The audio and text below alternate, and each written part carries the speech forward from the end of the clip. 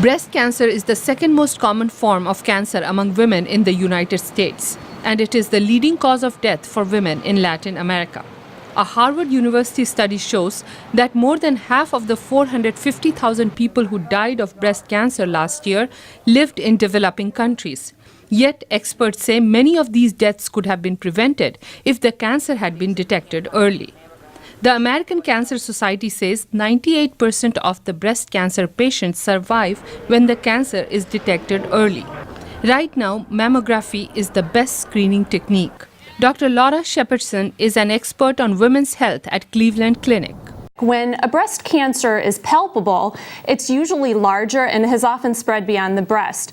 Our goal with screening mammograms is to detect a breast cancer that is small, contained within the breast. Dr. Elmer Huerta at Washington Hospital Center sees many Hispanic patients. He says that many Latin and South American communities do not have mammography machines, and there is a general lack of information about the disease. So if you have a combination of a silent condition, you have a combination of a lack of access to early detection methods, then what you get is that when women find they have something, usually the tumor has grown, has metastasized, and then they seek medical care and it is too late. Felicia Knoll, who is spearheading the cancer research program at Harvard University, says women need to be examined for suspicious lumps more often.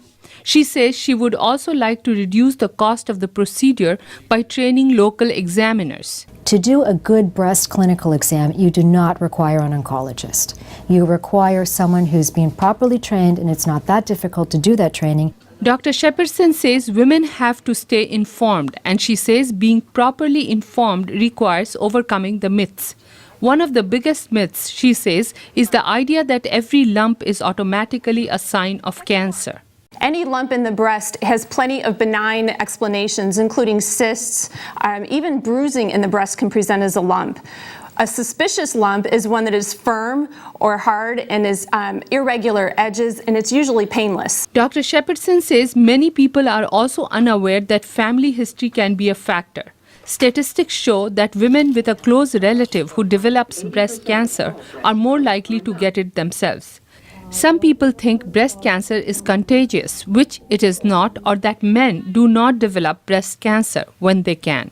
Dr. Shepardson says there is also a false belief that a mammogram can cause cancer to spread through radiation. Mammograms use very low-dose radiation. There's plenty of things you do in your daily life that are just as risky. I think the potential risk of exposure to the breast is far less than the benefit that has been shown from screening mammograms. The most dangerous aspect of breast cancer is its silent condition. It does not hurt when it is growing, so it comes as a surprise.